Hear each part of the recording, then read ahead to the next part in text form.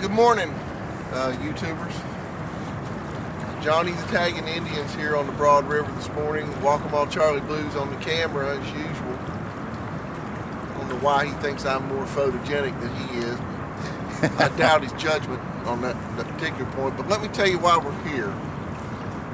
Originally we came down here to find a old nuclear plant site owned by Duke Power that was used in the movie The Abyss. It was made in around '89 down here.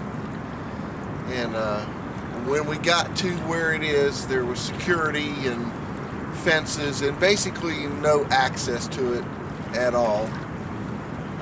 And upon further research, we found out that Duke also got a permit in 2007 to build another nuclear plant on this Broad River.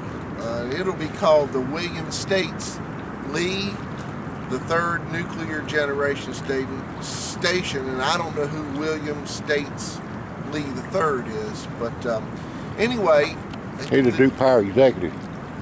He's a Duke Power executive?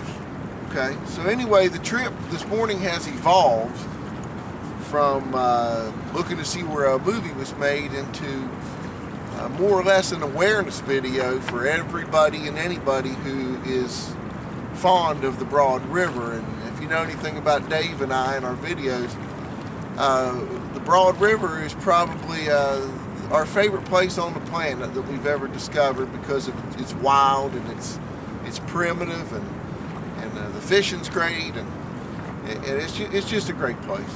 I mean, look at it. And if you look behind me, water's high today. We've had quite a bit of rain. The dam has really got a lot of water coming over the top of it there. Yeah, you can hear it. But our concern is that if Duke Power, and if you've read the news lately, you know Duke Power's in the news for dumping 80,000 pounds of silt, coal ash into the Dan River and through negligence of monitoring their ponds and their piping and so forth. And we were up there a couple weeks ago. We went up a couple weeks ago, talked with the locals and the river keepers, and they're devastated. They're angry. And I don't blame them because we've heard reports of the turtles having to come out of the river out of hibernation because of the burning effects of that coal ash. There's arsenic, heavy metals, everything in it. So Broad River is one of the last rivers around that's pristine. The people at the head up around the Asheville area have bought huge amounts of land so that it cannot be developed. And if Duke Power moves forward with a nuclear plant down here, the economy being what it is, we feel like maybe the locals might embrace it and say, oh, you know, lease some land off of me, I'll make some money, and Duke Power may make promises about preserving the wildlife and the wildness of the river. But the fact is, when you have a nuclear plant, you suck in a bunch of water, and then you discharge that water after it's been through the radioactive process to heat that water into steam, and then they discharge it back to the river, and it's super hot. And they use it to cool the reactors. Yeah, the water's used to cool the reactors, so you know it swirls around radioactivity, it's released back to the river.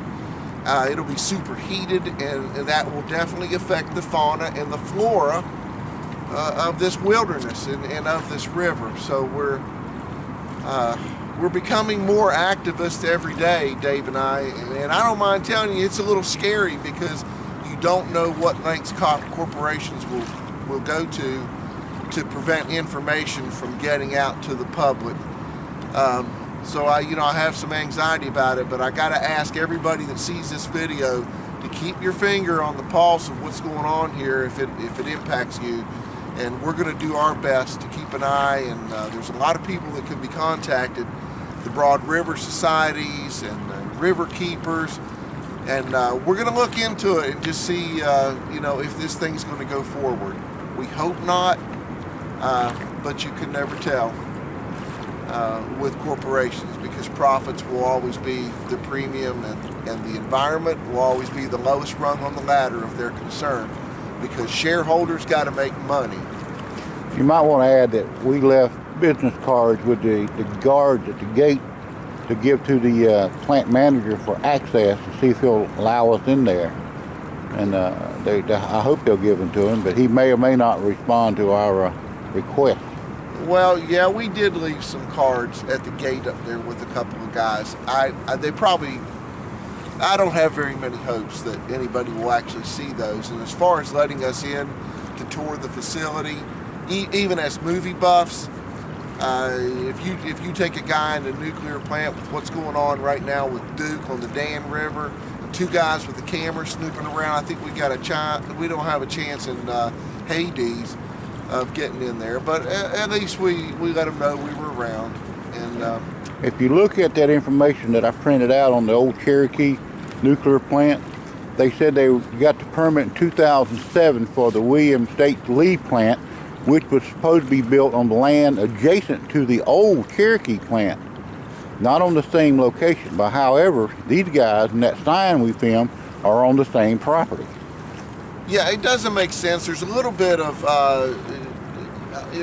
confusion here as far as I'm concerned about where they propose to build this new nuclear plant. But it looks like to me they might just be using the old site, and the word adjacent could mean many things in this context. So, you know, they spent $600 and some million on that plant originally, and it's old. I don't think they could just use the stuff that's there, because it wouldn't meet any safety requirements, I don't think. But the new plant, I think, John, if you look, it's going to be either a nuclear or steam. The old Cherokee plant was going to be a 3-reactor nuclear. William Lee is going to be a planned 2-unit nuclear power plant with a steam coal fire backup system. Most of them have that. Then they have to be dealing with the coal ash, and then that superheated water. For a nuclear plant, for one reactor, they draw in millions of gallons of water out a day, and they get superheated from the steam process they use to turn the turbines, and also as a coolant for the nuclear reactors, and they put that water back in, and all that hot water won't be diluted properly, and it will affect the wildlife and the fish. Well, I don't know what all's going to go on there, but I just have to say, as a sworn protector of the planet, and that we don't need a thing on this river besides the people who love it, and the fish that swim in it, and the deer that drink out of it, and the birds that fly over it, and whatever else creeps over the earth. Leave it alone, please. Thank you. Thank you. And check back. If we get any updates, we'll be adding to it.